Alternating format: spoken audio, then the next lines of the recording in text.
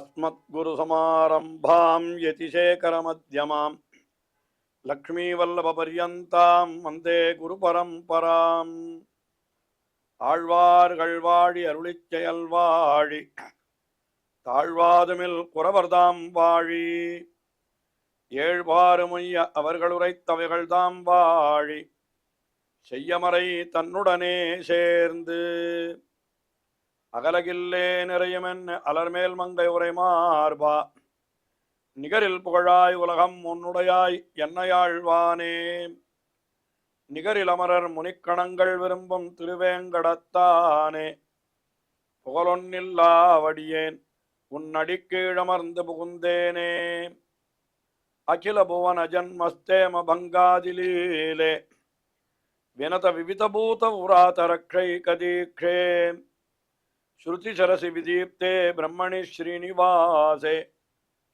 பவது மம பரஸ்மின் ஷேமுழி பக்திரூபா श्रीमान् वेंकटनाथार्य कवितार्किककेसरी वेदांताचार्यवर्यो मे सन्निधत्तां सदा हृदि. ஸ்ரீரங்கநாதனுடைய பாதுகைகளை குறித்து ஓரிரவிலே 1000 ஸ்லோகங்களை அருளி செய்தார் வேதாந்த தேசிகன். அதுதான் பாதுகா சகஸ்ரம் என்று வழங்கப் பெறுகிறது. அதிலே இப்பொழுது அதிகார பரிகிரக பத்ததி என்று ராமபிரான் பரதாழ்வானுக்கு பாதுகையை கொடுத்து அனுப்பிய உடனே அந்த பாதுகைக்கு பட்டாபிஷேகம் பண்ணி வைத்து பரதாழ்வான் கொண்டாடினான் அல்லவா? அந்த நிகழ்ச்சிகளிலே இருக்கக்கூடிய நுட்பங்களை எல்லாம் உட்கருத்துக்களை எல்லாம் எடுத்து அருளி செய்கிறார் இந்த பத்ததியிலே வேதாந்த தேசிகன். அதுல 151வது ஸ்லோகம் பாதுகா சாஸ்திரத்திலே. இந்த ஸ்லோகத்திலே என்ன தெரிவிக்கப்படுகிறது? அந்த பரதாழ்வானிடத்திலே பரிவு காரணமாக பாதுகா தேவியானவள் அயோத்திக்கு திரும்பி வந்தாள். அப்படி அவளை பட்டாபிஷேகம் பண்ணின பொழுது எல்லாரும் சந்தோஷத்தோடு இருந்தார்கள். அப்பொழுது எக்காலங்கள் எல்லாம் ஊதப்பெற்றன, வாத்திய கோஷம் செய்ய பெற்றது என்று அந்த நிகழ்ச்சியினை இந்த ஸ்லோகத்திலே அனுபவிக்கிறார் வேதாந்த தேசிகன்.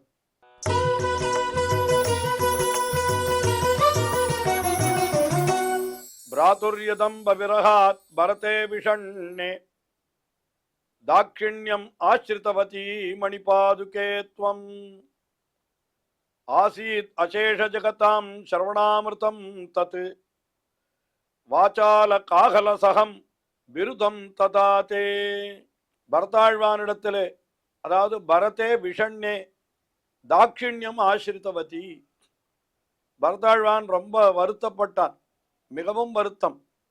ஐயோ, தமையனார் ராமன் காட்டுக்கு எழுந்தொழி விட்டாரே என்று அந்த வருத்தத்திலே இருந்தான். அப்படி பரதாழ்வான் ரொம்ப துக்கத்தில் இருந்த பொழுது அந்த துக்கத்தை ஆற்றுவதற்காக நீ என்ன பண்ணினாய் பாதுகாதேவியே? தாட்சிண்யமா ஆசிரித்தவதி பரதே, பரதனிடத்திலே நீ தாட்சிண்யத்தை கொண்டாய். தாட்சிண்யம் என்னால் என்ன? அவனிடத்துல ஒரு பரிவு, அவனிடத்துல ஒரு அன்பு, அதை கொண்டு நீ என்ன பண்ணாய்? அந்த எப்பொழுதும் அம்ப விரகாத்து பரதே விஷண்ணே பிராதுர் விரகாத்து, தன்னுடைய சகோதரனுடைய பிரிவின் காரணமாக பரதன் துன்பத்தை அடைந்த பொழுது, ஹே மணிபாதிகே துவம் தாட்சிண்யம் ஆசிரித்தவதி, தாட்சிண்யத்தை அடைந்தாய் அவனிடத்துல. அவனிடத்துல ஒரு தாட்சிண்யம், தாட்சிண்யம்னா ஒரு பரிவு அவனிடத்துல ஏற்பட்டது. அந்த சமயத்துல கொண்டு போய் உன்னை பட்டாபிஷேகம் பண்ணி வைத்தான். உடனே கொஞ்சம் அவனுக்கு அந்த துக்கம் போய் மகிழ்ச்சி ஏற்படுகிறது. ஒரு சந்தோஷம் ஏற்பட்டா என்ன பண்ணுவா? எக்காலம் ஊதுவார்கள். அதுதான் அங்க நடந்தது. ஆசீத் அசேஷ ஜகதாம் ஸ்ரவணாமிருதம் தத்து, அப்பொழுது அசேஷ ஜகதாம் உலகனைத்திற்கும் ஸ்ரவணாமிருதம், காதிலே அப்படியே அமுதம் பாய்வது போல என்ன ஏற்பட்டது அந்த இடத்துல? வாசால காகலசகம், காகலம் என்னால் என்ன? அதுதான் தமிழிலே காலம், காலங்கள் வலம்புரி கலந்தெங்கு மிசைத்தன என்று ஆழ்வாரும் அருளி செய்கிறார் அல்லவா? அந்த காலம், காலம் என்று சொல்லுவார்கள். அந்த வாத்தியத்திற்கு எக்காலம் என்றும் கூட பெயர் உண்டு. இந்த எக்காலம் அல்லது காலம் அது எப்பொழுது ஊதுவார்கள் என்னால் ஒருத்தர் சந்தோஷமாயிருக்கிற பொழுது ஊதுவார்கள். அது மட்டுமல்ல, இப்படியும் சொல்லலாம், ஒரு பெரிய சக்கரவர்த்தி நகரத்திற்கு பிரவேசிக்கிறான் என்று சொன்னால் அப்பொழுது இப்படிப்பட்ட வாத்தியங்களை இசைப்பது என்கிறது வழக்கத்தில் உள்ளது. இப்பொழுதும் கூட பெரிய பிரமுகர்கள் வந்தால் அவர்களை வரவேற்பதற்கு 21 குண்டுகள் போட்டு வரவேற்பது என்று வைத்துக் கொண்டிருக்கிறார்கள் அல்லவா? அதுபோல இப்பொழுது இந்த பாதுகை அது அயோத்தியைக்கு பிரவேசித்து அங்கே பட்டாபிஷேகம் பண்ணி கொள்கிறது. அந்த இடத்துல என்ன ஊதப்பட்டதுன்னா அதைத்தான் சொல்லுகிறார், வாச்சால காகளசகம் பிருதம். அந்த காகளசகம் எக்காலத்தோடு கூடின அந்த பிருதமானது அந்த இடத்துல மிகவும் பெருமையாக அப்படி அந்த இடத்துல ஊதப்பட்டது. இப்படி ஊதினது என்ன ஆயிடுத்துன்னா பரதாழ்வானுக்கு ஓரளவுக்கு ஆறுதலை கொடுத்தது. எப்படி ஆறுதலை கொடுத்தது? பிராத்துர் விரகாத்து பரதே விஷண்ணே. தமையனை பிரிந்த வருத்தத்தாலே பரதன் துக்கப்பட்டு கிடந்த பொழுது அவனிடத்திலே நீ மிகவும் பரிவு கொண்டு திரும்பி வந்தாய் அல்லவா அயோத்தியக்கு. இப்படி நீ வந்த பொழுது, பட்டாபிஷேகம் ஆன பொழுது உனக்கு எக்காலம் ஊதினதை கேட்டு பரதனுக்கும் கூட ஓரளவுக்கு அந்த பிரிவு துயரம் கூட மறந்திருக்கும் அல்லவா என்பது போல இந்த ஸ்லோகத்திலே இந்த கருத்தை தெரிவிக்கிறார்.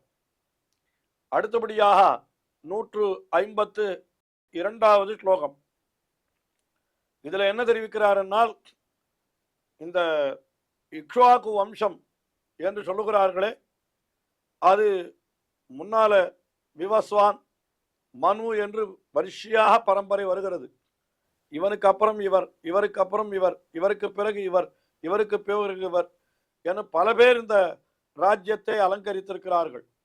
ரகு இருந்தான், அஜன் இருந்தான் என்று பல பேர் இருந்தார்கள், தசரதனும் இருந்தான் என்று இத்தனை ராஜாக்கள் பார்க்கிறோம். இந்த ராஜாக்களுக்கு இப்போ தசரதற்கு அடுத்தபடியாக யார் வர வேண்டும்? ராமபிரான் வர வேண்டும். ஆனால் அந்த இடத்துல தசரதனுக்கு பிறகு ராமபிரான் எழுந்தருளவில்லை, நீ எழுந்தருளினாய். யார்? பாதுகை. வரிசையாக அப்படி வருகின்ற அந்த பரம்பரை பட்டத்திலே நடுவில் இந்த பாதுகை வந்ததுனால என்ன ஆயிடுச்சுன்னா, எமர் கீழ்மேல் எழுபிறப்பும் மா சதிரிது பெற்று என்று சொல்லும்படியாக அந்த வம்சத்திற்கே ஒரு பெருமை உண்டாகிவிட்டது. நடுவில் ஒரு பாதுகை எழுந்தருளினபடினாலே, அதாவது இப்போ வரிசையா சொல்லிக்கொண்டே வருகிற பொழுது அஜனுக்கு பிறகு இவன், ரகுவுக்கு பிறகு அஜன், அஜனுக்கு பிறகு இவன், இவனுக்கு பிறகு திலீபன் என்று வரிசையா சொல்லிக் கொண்டிருக்கிற பொழுது தசரதன், தசரதனுக்கு பிறகு பாதுகை, பாதுகைக்கு பிறகு ராமன் என்று சொல்லும்படியாக ஒன்றோ அங்கே அந்த சிம்மாசனத்திலே பாதுகை வீற்றிருந்தது. அதை இந்த ஸ்லோகத்திலே மிக அற்புதமாக அருளி செய்கிறார் வேதாந்த தேசிகன்.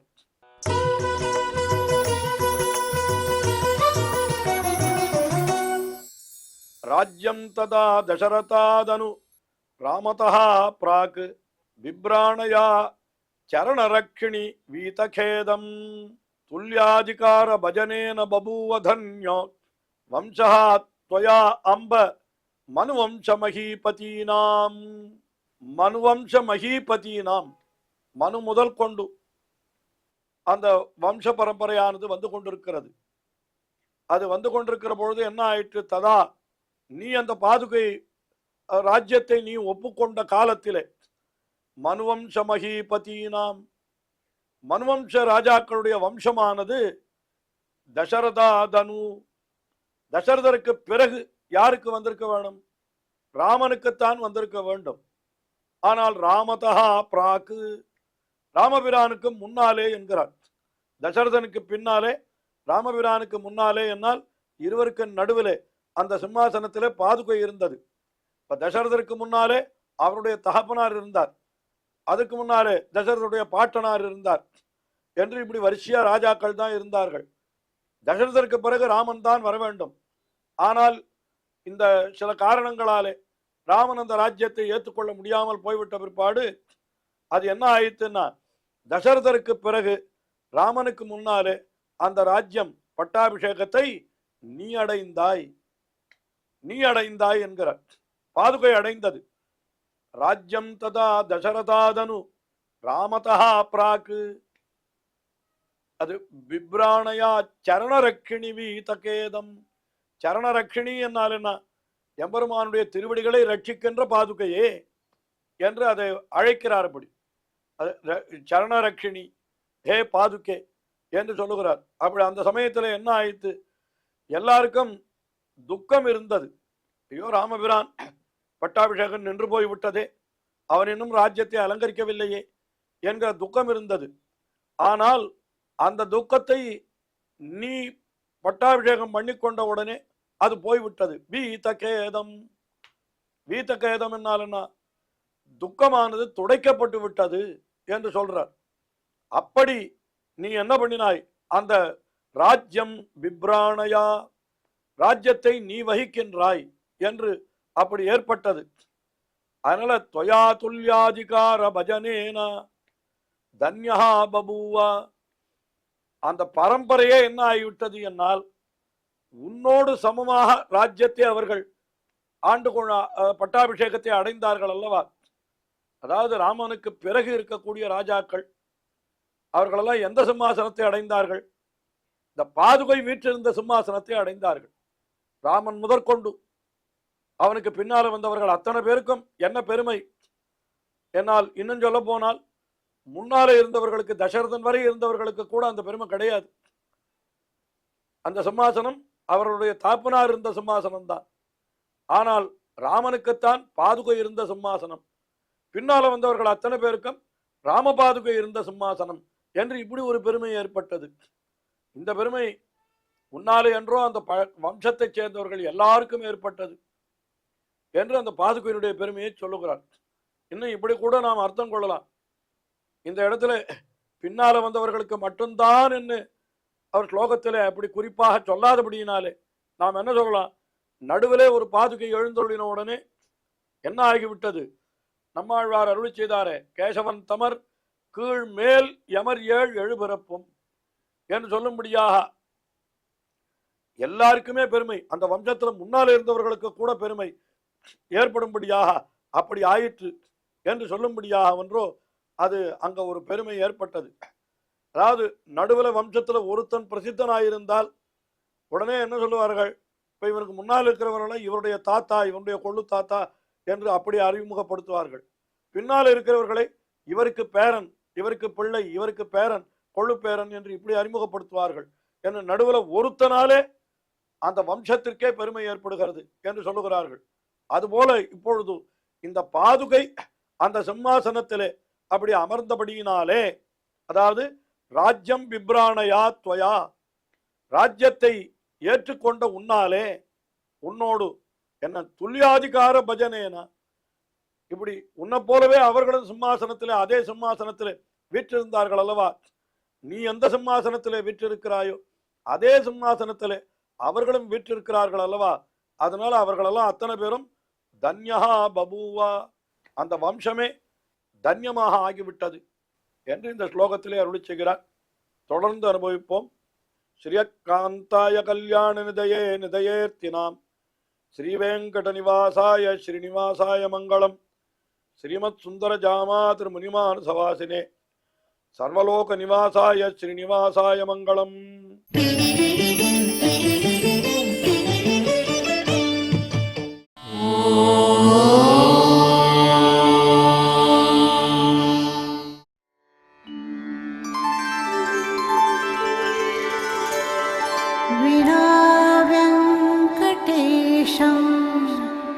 ननाथो ननाथः सदा वेङ्कटेशं स्मरामि स्मरामि. हरे वेङ्कटेश प्रसीद प्रसीद. प्रियं वेङ्कटेश प्रयच्छ प्रयच्छ.